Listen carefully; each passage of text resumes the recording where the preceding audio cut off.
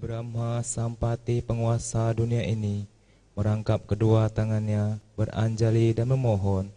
Di alam semesta ini ada makhluk-makhluk yang memiliki sedikit debu di mata mereka. Ajarkanlah Dhamma demi kasih sayang kepada mereka. Namo tassa bhagavato arahato sama sambuddhassa. Namo tassa bhagavato arahato sama sambuddhassa. Namo tassa bhagavato arahato sama sambuddhassa.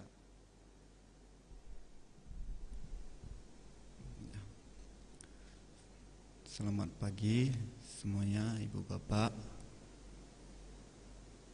yang mungkin ada sekarang di rumah ataupun dimanapun berada. Dan semoga Ibu Bapak selalu mempunyai kesehatan pada pagi hari ini. Dan jangan lupa bahwa kita harus menjaga pada saat ini kondisi di Indonesia ataupun di dunia sekarang masih kondisi dalam virus masih menyebar di mana-mana, dan kita harus menjaga diri agar kita tidak terkena virus tersebut. Jadi kita harus menjaganya dengan baik dalam segi makanan ataupun keberadaan kita. Ya, jadi pagi hari ini saya, kameranya mana ini? Ini atau ini? Ya. Jadi pagi hari ini saya diberikan tugas bahwa untuk membeberkan ataupun membicarakan sedikit tentang kemoralan. Nah, jadi saya di sini perlu digarisbawahi bahwa bukan mengajari ibu bapak ataupun menggurui ibu bapak, tetapi hanya saja sharing ataupun memberi pengetahuan yang saya pernah ketahui, ya. Ya, jadi tema pada hari ini adalah tentang moralitas ataupun kemoralan, ya. Jadi kemoralan adalah penting bagi kita sebagai umat, mau itu umat Buddha ataupun bukan umat Buddha. Karena adalah kemoralan dasar untuk mencapai sesuatu hal yang baik. Tanpanya ada kemoralan ataupun moralitas, tentu itu tidak akan bisa berjalan. Nah, contohnya seperti pohon. Pohon kalau tidak ada akar, maka pohon pun tidak akan bisa tumbuh. Jangankan daun dan buahnya, pohonnya pun tidak akan bisa berdiri. Nah, sama seperti kemoralan. Kita jangan berbicara tentang hal-hal latihan yang sedang ataupun tinggi kalau kita tidak ataupun belum menjalankan yang namanya kemoralan. Bahkan para biku juga sebelum mereka melatih latihan yang lebih tinggi, mereka harus terlebih dahulu belajar atau melatih tentang kemoralan. Nah, jangankan umat, biku juga harus dianjurkan hal tersebut untuk dasar mereka bisa mencapai latihan yang lebih tinggi. Nah, sebenarnya Sang Buddha begitu banyak mengajarkan tentang ajarannya. Saking banyaknya kadang kita lupa untuk belajar tersebut. Hal apa yang Buddha sampaikan yang perlu kita latih. Sebenarnya yang membuat sulit ajaran tersebut bukan Sang Buddha. Kitanya sendiri yang membuat diri kita takut untuk belajar tentang agama Buddha tentunya. Kita sendiri yang membuat kita trauma tentang ajaran Buddha tersebut. Karena banyak umat juga yang mengeluh, saya pernah mendengar juga mengeluh tentang ajaran Buddha tersebut. Karena dia terlalu banyak mendengar ataupun membaca tentang ajaran Buddha begitu tinggi. Hasil yang didapatkan memang begitu tinggi, begitu luas, begitu menjanjikan untuk mencapai kebahagiaan. Tetapi nyatanya tidak seperti apa yang dilihat atau apa yang didengar. Karena saking menjanjikan ajaran Buddha tersebut bisa mencapai kesucian, bisa mencapai kebahagiaan, bisa mencapai ketenangan batin, dia tidak sadar, dia tergiur, dia melatih sekuat tenaga. Dia mungkin berjanji pada dirinya bahwa setiap hari 5 jam atau 10 jam harus meditasi, konsentrasi. Tapi dia tidak sadar diri kemampuannya. Dia belum menjalani dasar-dasar terlebih dahulu untuk mencapai tata yang lebih tinggi. Sang Buddha tidak pernah mengajarkan hal tersebut. Sang Buddha ketika bertemu dengan umat awam, umat yang baru-baru mengetahui tentang Sang Buddha, Buddha mengajarkan hal-hal yang sederhana dulu. Tidak langsung mengajarkan tentang meditasi seperti ini, konsentrat, tidak. Sang Buddha mengajarkan hal-hal yang sederhana dulu. Seperti apa, Bante? Seperti memberi. Seperti suka memberi, suka menolong, itu hal sederhana. Itu dasar. Itu dasar kita untuk mencapai yang lebih tinggi. Jangan kita langsung melompat, istilahnya melompat yang satu langsung ke 3, 5, kalau bisa langsung ke 10. Tidak bisa. Jadi bahkan sang biku juga harus, para biku juga tidak bisa seperti itu. Mereka juga harus mulai dari 1, 2, 3 sampai mereka sekuat tenaga. Nah, jadi pada pagi hari ini Ibu Bapak Sedama yang berbahagia, kita sebagai umat Buddha, kita harus memang belajar dengan sendiri tentang ajaran Buddha tersebut. Nah, kenapa? Karena di dalam kita belajar di dalam agama Buddha, kita tidak ada yang menyuruh. Kita tidak ada yang menganjurkan untuk belajar agama Buddha. Kalau tidak ada yang menyuruh, tidak ada yang menganjurkan, itu lebih sulit lagi. Bahkan ketika kita masih, mungkin kalau Ibu Bapak pernah bersekolah, sekolah dasar SD atau TK, SD lah, itu saja kadang kalau tidak dibangunin ataupun tidak memaksa orang tua kita, itu terkadang kita malas ataupun tidak mau untuk bersekolah. Apalagi kita sebagai umat Buddha tidak ada yang menyuruh, tidak ada yang menganjurkan. Nah, sehingga memang kita harus sendiri, kita harus punya inisiatif untuk belajar. Kalau tidak tahu harus bertanya. Nah, mungkin banyak permasalahan tentang bagaimana cara untuk melatih kemoralan ini. Memang terkadang sulit memang akarnya apa sehingga saya susah untuk melakukan yang namanya kemoralan. Sebenarnya memang sulit kalau kita memang tidak tahu akarnya. Nah, sebenarnya akar dari permasalahan tentang sulit untuk melakukan kemoralan adalah tentang ada 3 sebenarnya untuk melakukan kemoralan itu. Yang pertama adalah pikiran, perbuatan, dan ucapan.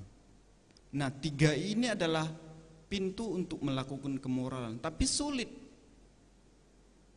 Nah, di dalam antara 3 ini ada satu yang memang harus kita kendalikan. Kalau satu ini tidak pernah kita latih ataupun tidak pernah kita kendalikan, ini lebih sulit lagi untuk melakukan kemoralan. Nah, apa itu? Yaitu tentang pikiran kita. Pikiran kita ini memang harus dilatih. Nah, kenapa? Karena pikiran itu, kalau di dalam agama Buddha dibilang liar ataupun lincah, cepat. Makanya kalau ada yang bertanya di dunia ini, apa yang paling tercepat di dunia ini? Mungkin ada yang bilang kereta api, ataupun angin, atau suara, ataupun kecepatan cahaya. Salah semua. Pikiran. Tidak ada yang bandingan pikiran dalam kecepatan. Bahkan Anda duduk di rumah ini sekarang ini, ataupun di wihara ini, Anda duduk sekarang ini, pikiran Anda belum tentu ada di sini.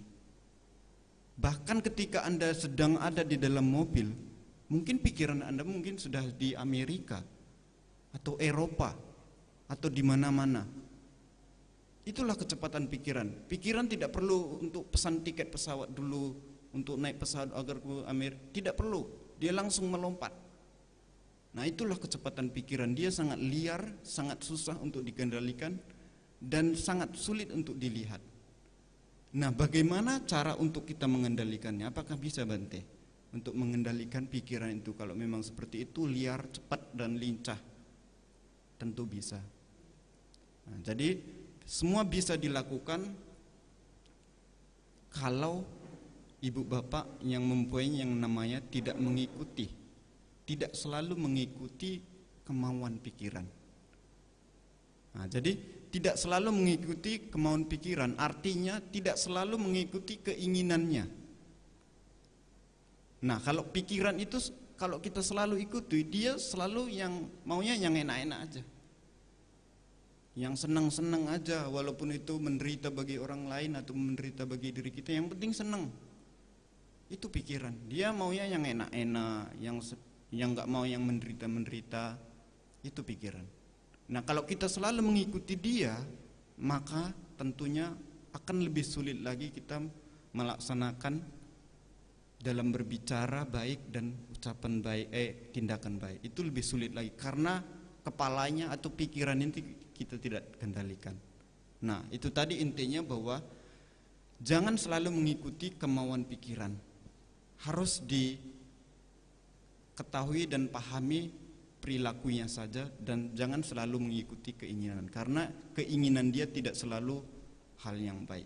Nah, kalau memang itu sudah ada perkembangan dalam diri kita dalam mengendalikan pikiran, tentu antara berbicara baik ini dan bertindak baik ini lebih mudah lagi. Istilahnya kalau kata lain itu kepalanya kita sudah pegang gitu. Artinya kepalanya sudah pegang, ekor dan badannya itu lebih mudah untuk dipegang. Nah, itulah ketika tiga ini kita sudah bisa mengendalikan, tentunya dalam kemoralan itu lebih mudah lagi untuk kita laksanakan. Nah, karena kemoralan adalah salah satu harta bagi kita. Nah, yang kedua adalah manfaat. Ini juga orang banyak yang membingungkan. Faedahnya apa? Apa faedahnya perbuatan baik? Ya, kalau kita tidak tahu memang enggak berfaedah. Tapi faedahnya sebenarnya banyak. Kebahagiaan atau sukacita sebenarnya bisa didapat sebenarnya dimanapun Anda berada. Namun kebahagiaan dan sukacita ini ada dibagi dua. Yang pertama, sukacita kebahagiaan itu tidak jangkaunya tidak lama, ataupun cooldownnya itu sebentar aja.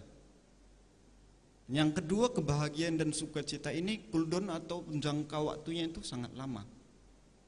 Nah, yang sebentar ini apa, Bante? Apa cooldownnya yang sebentar ini apa? Itu tentang kebahagiaan, tentang materi. Kalau Anda mempunyai iPhone, kalau anak muda ini, iPhone yang bagus, yang baru keluar, atau Samsung yang bagus, itu memang rasanya itu, langsung beli apa, casingnya apa, semua harus dijaga, dilap-lap, semua harus dijaga. Ini sesuatu kebahagiaan, bukan berarti penderitaan ya. Barang yang didapatkan ataupun uang kekayaan yang didapatkan itu kebahagiaan, sukacita. Jangan dibilang wah itu kan penderitaan, Bante. Kata siapa? Materi yang uang didapatkan itu suatu kebahagiaan dan sukacita. Cuman sebagai umat Buddha harus dipahami bahwa itu kebahagiaan dan sukacita cooldown atau waktunya tidak panjang. Dia akan lenyap hanya sebentar saja.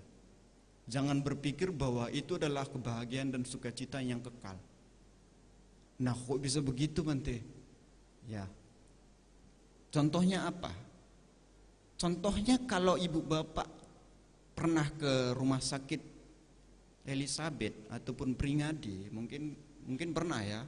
Kalau pernah ibu bapak ke rumah sakit ataupun Singapura, Malaysia itu, di situ ibu bapak akan ditolong oleh yang namanya materi Anda. Kekayaan Anda akan mendorong Anda, membantu Anda untuk menanggungi rasa sakit Anda. Ketika Anda sakit, Anda demam apapun, Anda ke Singapura, Amerika, kemanapun, kekayaan Anda akan membantu Anda untuk mengurangi rasa sakit Anda. Benar. Dia akan menolong Anda. Tapi pertanyaannya, ada yang dokter yang mengatakan bahwa penyakit ibu bapak tersebut tidak bisa lagi ditolong. Nah, kalau tidak bisa lagi ditolong, pergilah ke dukun. Nah, kalau dukun pun tidak bisa lagi menolong, malah dokternya memvonis Anda bahwa kehidupannya ibu bapak hanya sebulan atau 2 bulan lagi. Mungkin ibu bapak pernah mendengar teman ataupun kerabat ibu bapak pernah seperti itu, divonis atau sebulan 2 bulan lagi akan meninggal. Nah, di mana harta kita itu?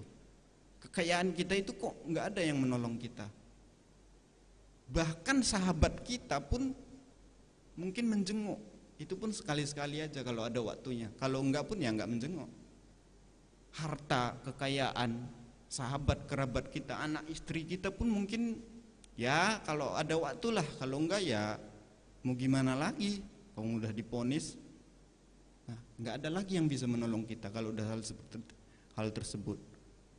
Nah, barulah kita ingat tentang 5 sila. Percuma, cuma mengingat kalau masa lalunya tidak pernah menjalankan.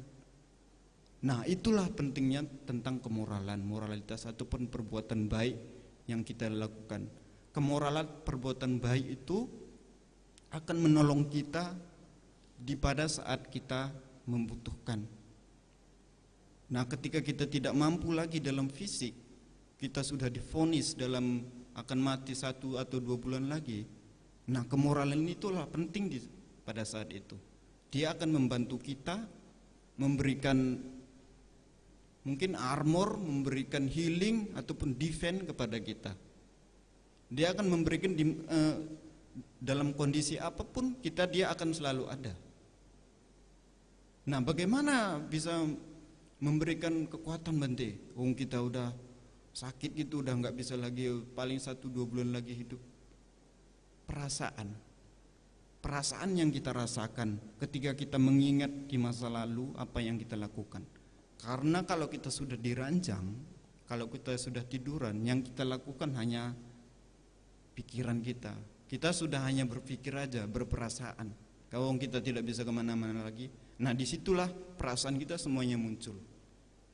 Nah, kalau kita pada saat itu sering berbuat baik, mungkin kita kaya, kita selalu berbagi kepada orang lain. Tapi pada saat itu kita sudah sakit, mungkin rasa sakit itu sudah mungkin masih ada. Tetapi karena kita sering mengingat hal-hal baik yang pernah kita lakukan di masa lalu, itu mengurangi. Bahkan kalau kita mungkin banyak untuk berbuat baik di masa lalu, itu bisa saja hilang. Namun sebaliknya ibu bapak, kalau kita sudah dirancang, lalu kita tidak bisa berbuat apa-apa lagi, hidup kita 1-2 bulan lagi, kita dulunya malah sering membuli orang, ataupun mungkin menghina-hina orang yang tidak mampu, mencaci orang lain. Coba, badan kita sudah sakit, sudah lemah, lalu kita dalam perasaan mengingat hal-hal seperti itu, apa enggak tambah sakit lagi.